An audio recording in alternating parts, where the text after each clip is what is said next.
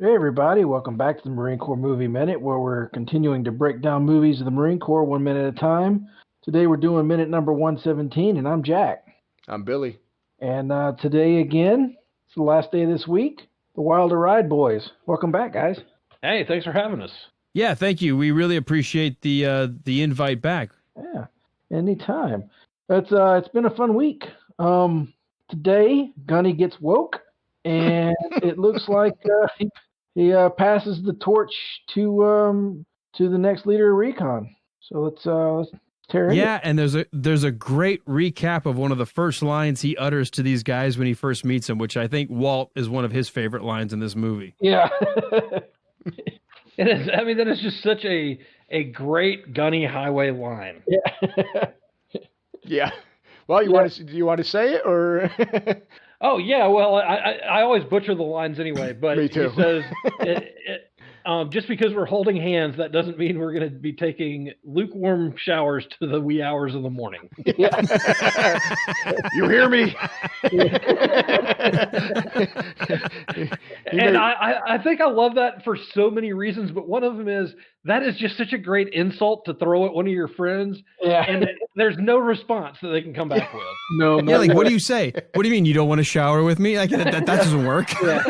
It is random, but yeah, when like Alan said, if you factor in what he said to those guys, he goes, "I'm not here because I want to take warm showers with you assholes."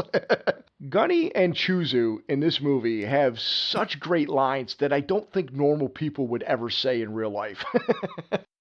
No. Mm-mm. Well, You know, one of the things you said in the Monday minute earlier this week, at the beginning of the week when we started this week of these 3 minutes, was how it kind of circles around. That's what I love about how that line is an echo back to when he first meets these guys. And I love it that he's being revived by one of the guys he first is just disgusted by. and to say the same line, but you know it's almost said in a different way. Like it's almost said now as we're fellow soldiers, we're fellow Marines now. Before it was, you guys are like nothing but just maggot infested, jerk-offs. Now you're fellow Marines. Yeah, for sure. Well, because it's. I mean, you see right away, Mario Van Peebles is like, "Don't die, man," and he's like, "Gunny," because he's not responding, and he goes, Clint Eastwood heard all that. It's like he goes right into his insult, but it's his insult of affection. Mm-hmm. yes. Because there's actually a little funny bit. Their interaction after that is still funny too, because he said, "I thought you were dead, man," and he says, he goes, wishful thinking. Yeah.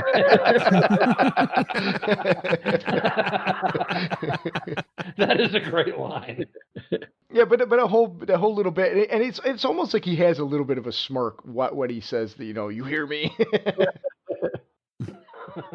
But even like Jones is amused by that whole little bit, because he's like, "Man, I thought you were dead," and he helps him up, and he's relieved and happy and excited, and now they're all standing around. Of course, now they're not looking at Gunny, they're looking at Lieutenant Ring, which is great. Yeah. Mm-hmm. The wee hours of the morning. Like I've joked many times. I'm like, in a million years, I would have never come up with a line like that. But No. but it's something. This is another quotable line from this movie that I have used in my real life because of Clint Eastwood. Oh yeah, I have too. But it is so not politically correct. It is so like you have to be careful where you use it, but it is an amazing line. And I have actually sent this clip to my brother, the YouTube clip of it. He'll start, complaining about something or, being a wuss. And so I'll just shoot this clip to him and he's like, "Yeah, okay, I got you." Well, and that's the thing about, like, Perry and I have actually brought this up a few times, and it's come up throughout. Like, some of these lines are not politically correct, as you stated, and it's some of the stuff that if this movie was filmed today probably wouldn't have been inserted, but it's accurate to how military guys talk, and probably even still to this day. Yeah. Especially like this is fairly harmless. This is just two guys talking shit to each other, though. You know, and you insult your friend any way you can, really. Yeah, every chance you get. Yeah, in the grand scheme of things, that's really not that bad. But yes, somebody can look at it and then go, well, you know, it's bothersome or troublesome or problematic, I think is the terminology people use nowadays. It's probably somebody that's never been shot at or punched in the mouth. So yeah, I would agree with you. I think it's a funny line, and it's a great little bit between these two guys that have kind of come along this whole time. Yeah, and when you think about where they've come from at the beginning to now, it really is an incredible change in character, particularly for Mario Van Peebles. You know, it would have been really funny if Mario Van Peebles' character, if Stitch Jones started just going through Gunny's pockets. Yeah.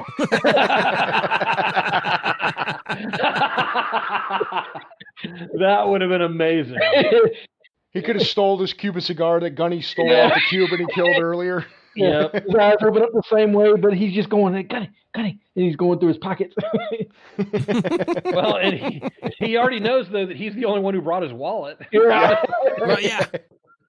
Glad you mentioned that, because there's something that I meant to mention on Monday and I totally forgot, so I'm going to do it now.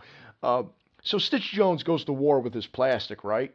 Mm-hmm. But apparently when he goes on leave and goes on his worldwide tour, he doesn't bring his plastic because he had to steal money from Gunny Highway just to get back to base. So did he learn his lesson to always be prepared? Because he was not prepared when he's out on the road. Yeah, being not prepared gets his ass whooped. Gets his earring ripped out of his ear. Yeah. So after they pick up Gunny, right away, Gunny knows what needs to be done next. They're not going to wait for Major Powers as he was instructed. They're going to go take that fucking hill, as they said. Yeah. But he says, well, Lieutenant, what are we waiting for? And now this is where you get the more kick-ass Lieutenant Ring. Come on, you devil dogs, let's take that fucking hill. I like that he threw in the devil dogs. Yeah, absolutely. The cheers that Recon gives, and I laugh because every time I look at it, Swede is just like super intense behind Gunny Highway, just like flexing and like, yeah! Not a single one of those Marines yelled "Oorah!" And that is definitely what would have happened in real life. Oorah. Yeah. I wondered about that too. That was definitely missing from this. Yeah, that was a "Oorah" moment, as if there ever was one. Okay, This is a question I have for you guys, because I may be Hollywoodized with the Marines. Mm-hmm. Because I had a buddy of mine that when I was with IBM a while ago, I had a guy who was an ex-Marine. He went by a nickname Devil Dog. We always chatted about our stories about boot camp and training, but we always used to say "Oorah," but that was in the 90s and the 2000s. Would it have been that same phrase in the early 80s? I want to say it probably would have been. Oorah was one of those things in the Marine Corps that nobody ever really knew where it came from. Okay, so it had been universal, because I was wondering if it was more recent. Well, I say recent, 90s, like 30 years ago, right?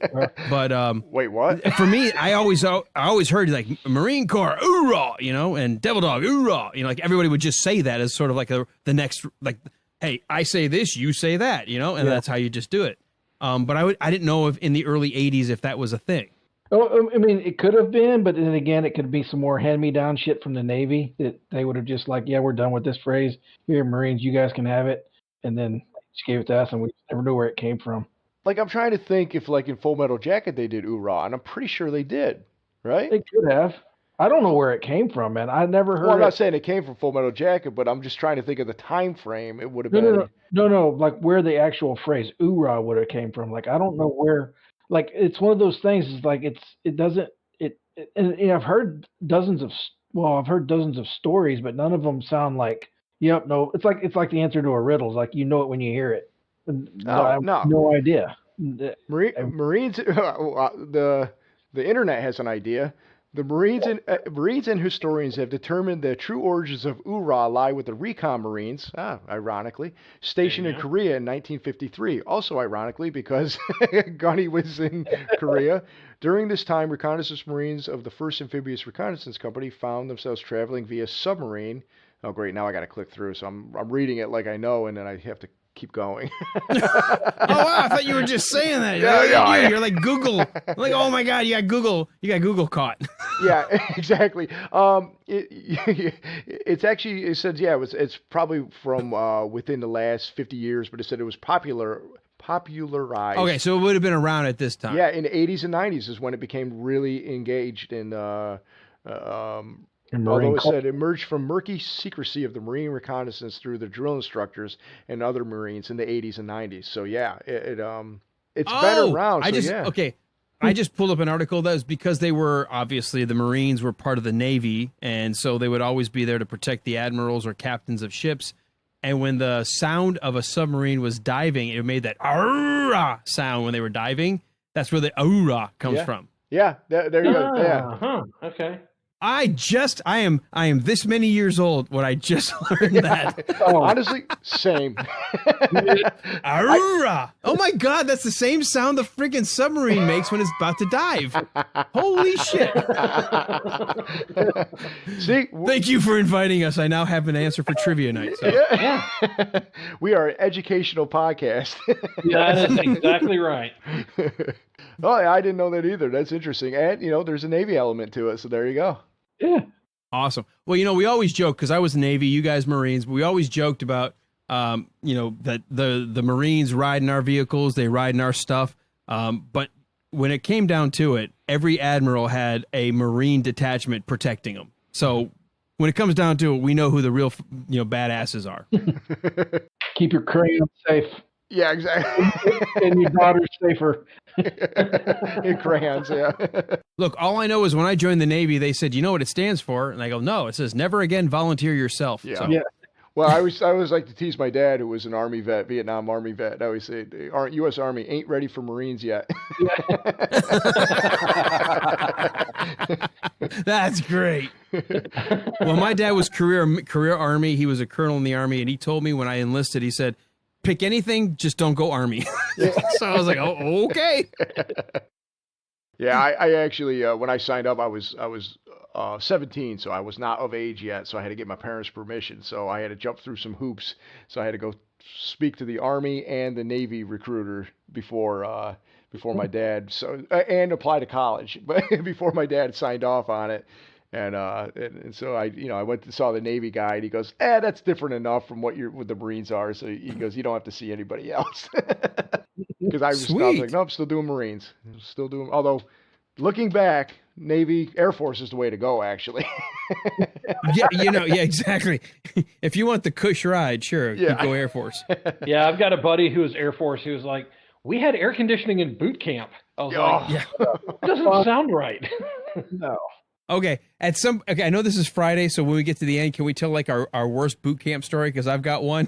Yeah, for sure. Why not? Let's let people know what it's like to actually go to boot camp. I actually went to boot camp when they still used like CS gas, but they had introduced the stress cards, and I'm like, what the hell? You can't put up a card in the middle of a fight and go, hey, I'm feeling really bad right now. Here's my stress card. You got to stop yelling at me. I'm like, what the fuck is this? Can you imagine if like Stitch or like a Ponte pulled out a stress card for Gunny Highway?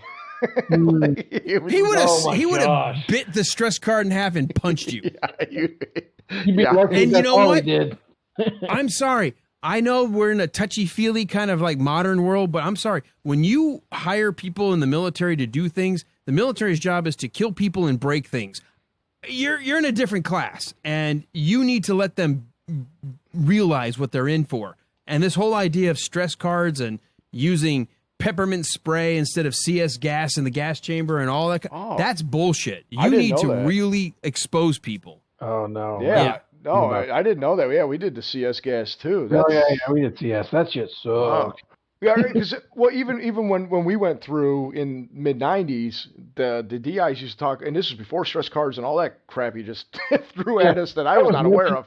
I heard about it, but that was legendary because there was a lot of people that like. Well, you guys are the Marines. Everything kind of like you guys got it last. Like the Navy had stress cards in the early 90s. I was like, what the? Thankfully, never once did I ever. I when I got done boot camp, I'm like, hey, by the way, you can have these back. I was never gonna say this is too stressful for me. No. I don't care how much you cycled me, ran me. I wasn't about to do that. But I noticed you carry one now. No, I don't. What the hell, Walt? I wish I had one. Yeah.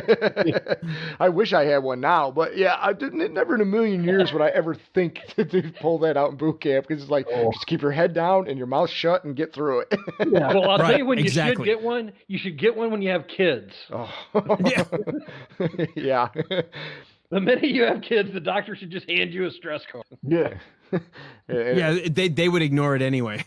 Yeah, well, that's true. Or they'd think we're winning. Yeah. Yeah. Exactly. Well, actually, what it is it's a your 10th beer free at your local bar, and then. Oh yeah, there you go. I'm here good to put all these in. Yeah, they used to tell us in boot camp that the mothers of America were ruining the Marine Corps because they had to be softer on us than when they went through, which I'm pretty sure every single DI has said that to every preceding platoon after that. But because even then they'd because they weren't technically allowed to swear at us, but they did. Oh, I can tell you this. I know they weren't supposed to, but they did. But we in the Navy, I went to Orlando. Like, there's 3 Navy bases for boot camp. There's Great Mistakes up in Michigan. We're supposed to be Great Lakes, but there's Club Diego, San Diego out on the West Coast. I went to Orlando in fucking July for boot camp. Like, that was really thinking. But because that was the only base that would do both males and females, and because there were female recruits, they decided they needed to have female DIs. And so I had a male and a female DI. They both shared drill instructor duties. This woman had just gotten knocked up, left alone, and the man had abandoned her. She fucking hated men, and she was in charge of our platoon. I was like, oh, goody. So she cycled our asses so hard. I was like, I feel like I was being abused. It was great. But by the end, we had a great time and laughed a lot. But I'm telling you, she was worse than the male. I was like, Jesus. This woman, it feels like she could just do anything to us. Yep.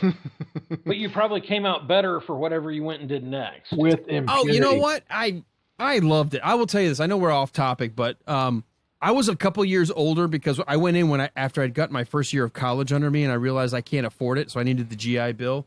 So I enlisted after college or 1 year. And I remember you start making friends with the guys in your group and your platoon, and we were talking, and I remember these guys saying, holy shit, like that day one, you were the only one who had like military bearing. You like looked ahead. I'm like, well, my dad was career colonel. And so the hardest thing was I was trying not to laugh when they were yelling at me because I kept thinking about Full Metal Jacket the whole time. And I was like, just don't laugh. Just don't laugh. I don't need to be labeled Private Joker. Stop it. Don't do that. Yeah. Or in the Navy, Seaman Joker. Yeah. Well, they intentionally do stuff to make you laugh and lose your bearing. I mean, some of the stuff they do is legit funny, especially the further on you go in boot camp. The horrifying stuff starts to kind of die down a little, and the fuck games and the jokes, they start coming out because they got to entertain themselves too. And part of it is exactly. Yeah, and some funny shit does go on, but they do want you to lose that bearing because when you do, they can fuck with you even more. The best thing that happened to us, and you knew the people that were like cracked in our group and those who were like got it. We were in class like all day. We come back to our barracks. Every one of the DIs must have spent hours taking all of our shirts, shorts, socks, everything out of our foot lockers, everything out of our drawers, tying them together. They dismantled bunks. They reassembled them in the showers. They completely destroyed our barracks. It was like shirts hanging like streamers from the frickin' ceiling. And we walked in and they were like, what the fuck you get this? We had an hour to get it clean. And I remember people crying like, this isn't right. This isn't how we left it. I'm like, oh, come on. Fucking suck it up, Buttercup. They just had a good time. We just need to like get our shit together, fold it, and put it back. I mean, to me, I thought it was cool. People just cracked under that kind of pressure. So, they never got that creative with us. They just usually, one time they made Mount Suribachi, which is where the where the Marines raise a flag, the famous Iwo Jima. So they made us throw all our shit. We walked around after being at the rifle range all day and threw all the shit in a pile, and then we put our guide on in the top of it for the flag. And he goes, you know what that is? And somebody said, all our shit, sir. He said, no, it isn't. That's fucking Mount Suribachi. So he gave us like 5 minutes to get all our shit back in our foot lockers before lights out. So, the key is you grab whatever you can, you throw it in your foot locker, and then at night, everybody walk around and hand your shit back to where it actually belongs. Right, exactly. Yeah. Oh, yeah. I mean, I think everybody probably had some variation of where the DIs just tornadoed your barracks you were responsible for fixing it. Yeah. And quickly, too. Yeah. Or you get to do it again.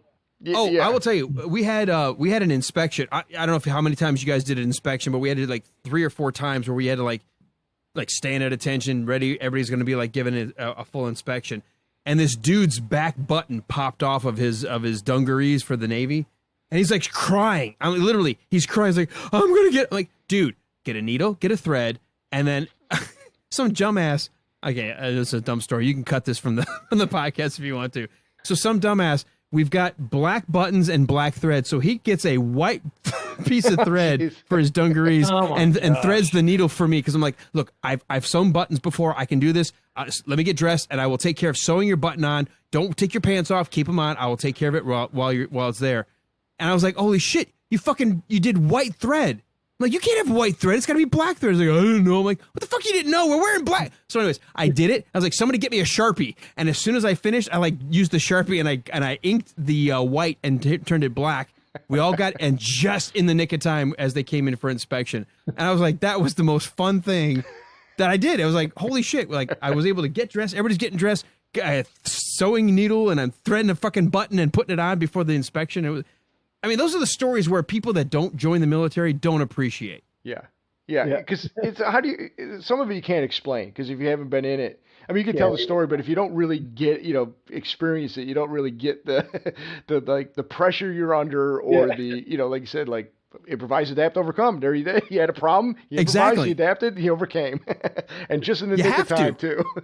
And you know what? That's the whole thing about boot camp. And I kept trying to explain to some of the guys, and actually some of them started to get it. I'm like, look, nobody gives a shit if you know how to fold your shirt. Nobody gives a shit if you know how to fold a towel. That's not the point. The point is, can you follow fucking instructions and do it exactly the same every time so we can rely on you?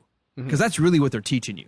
Well, one of my friends who is a former Marine, he said that the realization hit him sometime about 3 or 4 weeks in, where he said, they are preparing me for the possibility that I might have to endure the most horrifying, terrifying, and worst thing I could ever deal with, and that's being in combat. Mm-hmm. And if they can break me down and rebuild me to get me ready for something like that, they very well may save my life.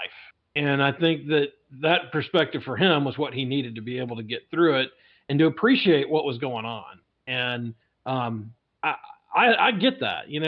I haven't been through boot camp, but I get that. That's what they're doing. And I write that check to the IRS every freaking year. I think, okay, it's going to the right, some of this is going to the right place. It's building people who are going to have to do horrible things to defend our country. Well, and you know what? And I don't know if it's because of the military. I think maybe a little bit. When people that I run into in the civilian world think they're being hit with challenges, and I look at what their quote challenges are, I'm like, you have no fucking clue what you're talking about. Yeah. And I've got such a better perspective. It takes a lot to bring me down now, thanks to my career in the military, because I realize what I can overcome, what I can do, the kind of challenges I can handle. And so I think it's an awesome thing. I almost wish they made it a mandatory thing again. I think more people would be better citizens, better people, better patriots, better Americans if they had to serve for a couple of years in the military. It definitely gives you a different perspective of things, and I definitely think it's a unique camaraderie when you go through something like that with somebody, even if it's not combat. And it's just a different worldview that I think, not everybody thinks the same, obviously, coming out of boot camp, but it's just, you always joke, it's like, you see all these people having trouble nowadays, and then it's like, some of you never had a barracks party or sat next to a guy, reading their mail when you're on the shitter together, like, and it shows, Right. that type of thing. It's like, a lot of that shit just goes away when you go through some of this stuff with these guys, and Right. it is, yeah, I agree. I like that the people who are there because they want to be there for the most part. So like, I'd hate to upset that dynamic, but not enough people appreciate, and it is a good way to get a different perspective on things, and yeah, I wish they kind of. I'm a firm believer that if you spare anybody, civilian or military life, if you try to shelter somebody from adversity, they don't gain the tools they need later in life when the real shit hits the fan. Yeah. You get picked last for kickball. That's not the end of the world. It may feel like it when you're in third grade, but when you can cope with that, stop it. If you can cope with it early, you develop the skills you need. And honestly, that's what boot camp's all about. It teaches you the skills you're going to need to overcome challenges and adversity and harsh conditions. Because honestly, I'd rather be in boot camp for the rest of my life than go to combat. If it comes down to it, pick, where do you want to go? You want to go to boot camp again, or do you want to go combat? Hey, the chances are I'm not going to die in boot camp. I'm okay. I'll go to boot camp. You know what I'm saying? Right. So it's really to test your mettle and to really give you a better perspective that it could be worse. It really could. And boot camp teaches you how to overcome that sense of, okay, yeah, I've been dealt with a bunch of shit right now, but I can manage this. I can handle it. And it really builds a lot of character. Oh, for sure. Well, I would guess, too, that the entire rest of the time that you're in the Marine Corps or the Navy or whatever military branch, that you also have that kind of unifying thing with every other Marine or person in the Navy or whatever, where you say, we have been through boot camp. You have that kind of common ground that all of you who have endured through, that makes it, that gives you that camaraderie. Yeah. Yeah. Like, I think so. I think there's that. Yeah. Like today, especially in the Marine Corps, because it's a smaller branch and it's more of like a cult. We always joke. I saw a guy at Walmart today, and he's just an old guy. I don't know him. Probably don't have a lot in common. And he was wearing a Marine shirt, and of course I say, hey, Semper Fi, hey, Semper Fi, just, and then we went about our day. Mm-hmm. But it's just a neat little thing where it's like, yeah, I'm in the know. I know. It's like a little nod, and there you go, and it's nice. Yeah. Yeah, it's like there's a shorthand that Marines will share between each other, even if they've never met. It's unlike anything I've ever seen with any other services. Oh yeah, you guys are the only ones, the Semper Fi, like the Marine, the Navy has a call. I think it's Semper Fortis. Nobody fucking says Semper Fortis. Nobody says Semper 4. What the fuck? Like, what the hell's wrong with you? Semper 4. It's Semper Fi, motherfucker. It's the Marines. You guys own it. It's yours. The Coast Guard has something, but I can't remember what it is. Swim? Yeah, but the Coast Guard swim or die. Look out for the shark. But no, seriously. Everybody knows that phrase, Semper Fi. I mean, it's ubiquitous with Marines. And it may be a slogan, but the proud, the Marines, it's true. It really is. Yeah, there's a restaurant in the town where I live called Semper Fi, and they have the best hamburgers. But we go in there pretty regularly, and I've taken my dad a couple times, and it is like going into sort of a military museum, but it's really interesting because it's all stuff that's been donated by either former military folks or their families. So you have these great pictures of like the crew on the deck of the USS Saratoga bringing planes in, and you have dirt from Iwo Jima. You have, I mean, it is such an incredible thing, and the two guys that run it are old Marines, and I love going in there just because of my respect for the military and the folks who served. But when I took my dad in there, it was like a kid in a candy store. He just, everything, they've got one of the Huey gunship that he flew, the same model a model of that hanging in one of the rooms, and it's just really amazing. When you look through that, it's like looking through 250 years of American history, and you really appreciate those guys that have done all that crazy stuff over all those years to keep us free. And it always just makes me stop and appreciate that. And you read about what guys went through in Iwo Jima and Pearl Harbor, and going through Europe through World War II and World War One. It is nearly impossible to imagine what those folks went through. And Alan and I talk about this a lot. The movie Jaws is one of our favorite movies, but that scene where the captain's talking about getting sunk off of the Indianapolis. Oh, yeah, the Indianapolis. Yep. Yeah, and you just think none of those guys signed up for that. They had no idea. They're going in the Navy. They were riding around on boats. Yeah. Nobody anticipated something like that. But as a non-military person, I do come from a military family. My uncle's an Annapolis grad. My other uncle was a fighter pilot. My dad, of course, flew Hueys in Vietnam. Oh wow! I really appreciate what you guys signed up for and did. And when I see a guy in a Marine shirt or U.S. Army hat, I always stop and just say, thank you. I really appreciate your service. And I know that it can probably come across as a little shallow at times or whatever, but I really do. And I think most civilians really do appreciate those men and women who are willing to put the uniform on and put their boot in the dirt and serve our country and keep us safe. We would not be what we are without you guys. And I cannot tell you how much I appreciate that. I appreciate that. It's Well, that doesn't mean we're going to take long showers until the wee hours of the morning, okay? Damn. I thought I had you. I expected that shit to come from Billy. You were reeling me in. I was about to. Look, yeah, you don't got to grease him so much there, jarhead. Look, he's willing and able. Just go ahead and nail it. I do believe war has been declared. Hold this. So, anyways, Dusky Bell and Gale and That could not have gone more perfectly. Yeah, you guys planned that, didn't you? This was a bit. Bravo. And this is why you guys are the professionals. Yeah, or something. Sure. We'll go with that. Yeah.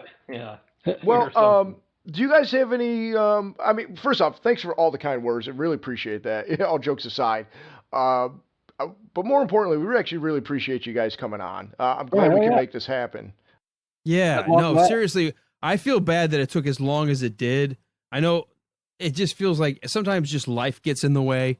But I'm glad you guys didn't give up trying to reach out to us and vice versa. And we were able to finally make something happen because ironically, we talked about you guys in one of our recent episodes that just dropped on our Wilder ride because Walt had started listening and gave you guys a shout out. And I said, yeah, those guys reached out. We got to get on that fucking show. And so here we are. So, yeah, that worked out great. Yeah, appreciate it. Well, yeah, I would say everything worked out exactly how it was supposed to. So I appreciate it. Well, hopefully we'll be able to do this. We won't have to wait as long the next time we cross paths. Yeah, that'd be great. Right. Yeah. You guys have an open input. Yeah, sorry, exactly what Perry said or was about to say until I rudely interrupted him. I didn't hear what he said. Sorry. Well, basically, you guys are welcome anytime. Awesome. Okay, cool. But that being said, do you guys have any overall final thoughts you want to share about this particular movie in general? I think this is a great, great patriotic, swelling film. I mean, Clint Eastwood obviously loves America. Clint Eastwood is a patriot, and he's also one of those, I think, a dying breed of Hollywood actor that I grew up with. That, Hollywood used to be pro-America, pro-military, pro-freedom, pro-democracy. And I don't know that we're where we are in 2020, but Clint Eastwood is one of those last, and thankfully still with us. I mean, just turned 90. I mean, he's one of the dying breed of people that the U.S., whatever its scars and flaws and hairs growing out of its chin, it's still the greatest nation in the world. And even though this movie is a bit tropish, it's a little bit tongue-in-cheek at places, it's certainly a little, cliche, it's a great movie in the sense of what one person who believes in making people better than they think they can be, how that one person can affect so many lives, and that a person like a Gunny Highway can, I don't care if you call him old school, I don't care if you call him out of date, out of touch, you need people like that. It's like the scene from A Few Good Men. As bad as Jack Nicholson's character was, you still need people on that wall, people who are willing to fight and defend and do the things that 90% of people won't do. And because of that, and because the movie is basically a vehicle for Clint Eastwood to show what a fucking awesome badass he is. Yeah. It's a great movie, and I love it. I love it for that reason. It's in my top 20. We talked about that earlier this week, because it makes you feel proud that there are people like that who are training the next generation of people who will defend our freedom and defend our nation and defend the world. I mean, we are the defenders of the world. We are the lone superpower right now, and we are still the one country that will send people to other lands to help them and not ask for anything in return. And that is just amazing. Right on. Yep. It is. And a couple of observations, I think, for me. This to me is just a fun movie to watch. You don't have to think. It's not a real deep movie, but there are some great lessons that come out of it. It also is a little bit of a different movie for Clint Eastwood. He's not Dirty Harry. He's not any of the other characters that he's played along the way. He's Batman. He's almost Batman. Yes, and he is. He's almost a bigger than life person. You see his flaws, but he's kind of a bigger than life person. And I like the movie all the way around. I mean, there are some glaring weaknesses, but for the most part, if you make me a list of 10 movies and say which one you want, and this movie's on the list, I'm probably going to go with Heartbreak Ridge. And I do love, too, y'all alluded to this earlier, that there's some great mentions of some battles in history that are worth looking up and reading about. And some of the stuff that the Marine Corps has done is just mind-boggling, what you guys have done to keep our country safe. And so this is, to me, a great movie to celebrate the Marine Corps and to celebrate the type of men that the Marine Corps looks to build. Yeah, I couldn't agree more. I mean, it really is kind of a celebration. I find it ironic that so many of the Marine Corps brass didn't like this movie when it was made, but now it's revered or openly revered. Yeah, and in fact, they went from disavowing this movie to now having 89-year-old Clint Eastwood come on to Camp Pendleton and show one of his more recent movies he just did, and they announced him as Gunny Highway, and to cheers. Really? Yeah. It was the Richard Jewell movie. He brought that movie to Camp Pendleton and showed it for a bunch of Marines, and they said, "Hey, we're bringing back Gunny Highway," and he came out, and of course he talked about his affection for the Marine Corps and all that, and yeah, I mean it's just funny how it's at the time it was maybe like this is what we were hoping for, but it's exactly what they needed. It's a great movie. Do you guys got anything else at all you want to talk about, or would you like to do some plugs? Do you really want to open the door? I think we have dominated your podcast sufficiently. Yeah. I was like, because guys, it's an open forum. Seriously, thank you so much for continuing to stay in touch and love what you're doing. And I hope you continue to plug away at other Marine Corps movies and just spotlighting anything military related, because I just feel for whatever reason right now, maybe it's because it's 2020, maybe I'm letting too much of what's going on in the immediate now affect me. We need shows like this to remind us that there are people out there, that there are an all volunteer force that are willing to do whatever it takes to bring freedom wherever they are called to bring it, whether it's here, whether it's on our shores, or in a distant land. And that is something special. And you guys are doing something to revere and celebrate a tradition that started back in 1776. So thank you. No, thank you. And thank you for the kind words. And more importantly, thank you for coming. Seriously. Thanks for being on the show. Hey, we really appreciate the invitation. Our pleasure. Yes, sir. But why don't you've talked us up. Talk up your own podcast. Let everybody know where they can find you guys, because you guys got a great show for sure. All right. If you're done being patriotic and you want to get like really stupid, you come over to the Wilder Ride, because we're looking at the movies of Gene Wilder, and it just so happens 2 of the first movies we did were Mel Brooks movies. So there you go. We've got Young Frankenstein season 1, and where we look at every single minute of that movie, 1 minute of that movie at a time, and then we break down what is still the greatest comedy of all time in my mind, Blazing Saddles, and that was our season 2. And this third season, we actually changed for a bit. We had a couple of shifts in focus because of things that we had no control over, and we turned it into more of a talk show where we got the chance to bring some of our previous guests back, some other folks that we've met in our different career paths, to be on the show. We call it our Listeners Lounge, a chance for us to spotlight other folks for a little bit and still have a lot of fun, still try to have some laughs along the way. We are very big on having some entertainment. You may learn a little bit along the way, but it's about just having a good time and maybe forgetting about the woes of the world. And if you can do that for 90 minutes to 2 hours, then we've done our job. And we really appreciate anybody who takes the time to come in and listen to the Wilder Ride. Right on.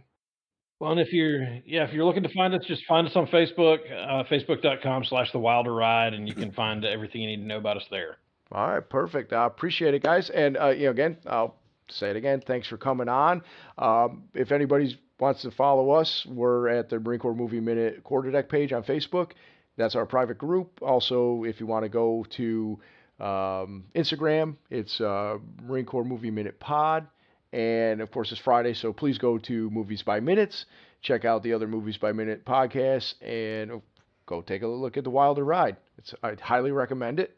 And I just, again, guys, thanks for coming. Really appreciate it.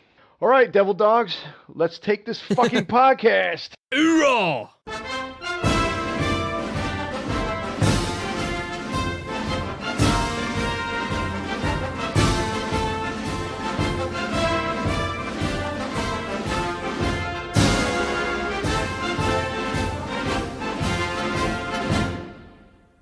I was going to go with the wee hours of the morning, but somebody already stole that. But it was much better earlier. Nice recovery. Say what? There you go. Improvise, adapt, and overcome. That is 2020 to a T.